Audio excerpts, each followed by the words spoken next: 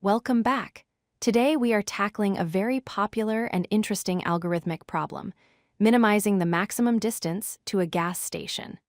This is a classic optimization problem often encountered in technical interviews. Let's first understand what we are trying to solve. You are given a sorted array representing the positions of existing gas stations on a straight road. You are also given an integer k, which is the number of new stations you can build. Your objective is to place these k new stations anywhere on the road such that the maximum distance between any two adjacent stations is as small as possible. Essentially, we want to minimize the largest gap. A natural first thought is to use a greedy approach. Why not just find the largest gap currently on the road and place a station right in the middle? We could put all gaps into a priority queue, pull out the largest one, split it, and put the resulting smaller gaps back in. We repeat this k times. However, while correct, this approach can be slow. If k is very large, say 10 to the power of 6, the time complexity becomes unfeasible, leading to a time limit exceeded error. Let's flip the problem on its head. Instead of asking, what is the minimum max distance?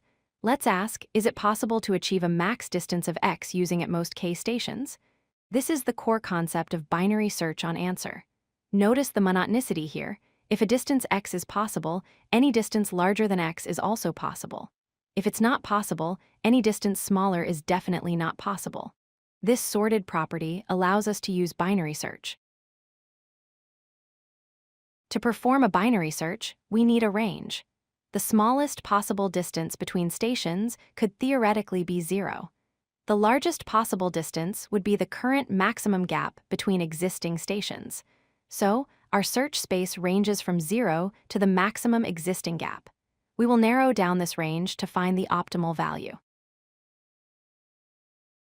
The heart of this solution is the check function, often called isPossible. Given a target distance, how many stations do we need to ensure every gap is at most that target?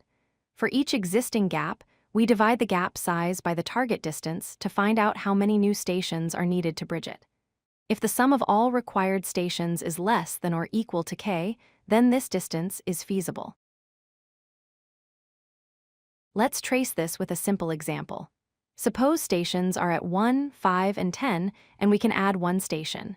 The gaps are 4 and 5. If we test a max distance of 2, we find we need too many stations. If we test 4, we see it is possible. By adjusting our binary search bounds based on these checks, we converge on the optimal answer. Here is the logic in code structure.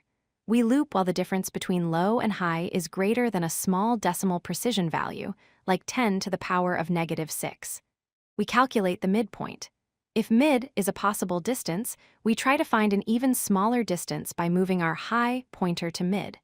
If it's not possible, we need a larger distance, so we move low to mid. This approach is incredibly efficient. The binary search runs for the logarithm of the range divided by the precision, which is usually around 60 to 100 iterations for standard floating point answers. Inside each iteration, we do a linear scan of the stations, taking O of n time. So the total complexity is O of n times log of the range, which easily passes constraints even for large k. To summarize, avoid the greedy heap approach for large k values. Instead, recognize that this is a minimize the maximum problem, which is a strong signal to use binary search on answer.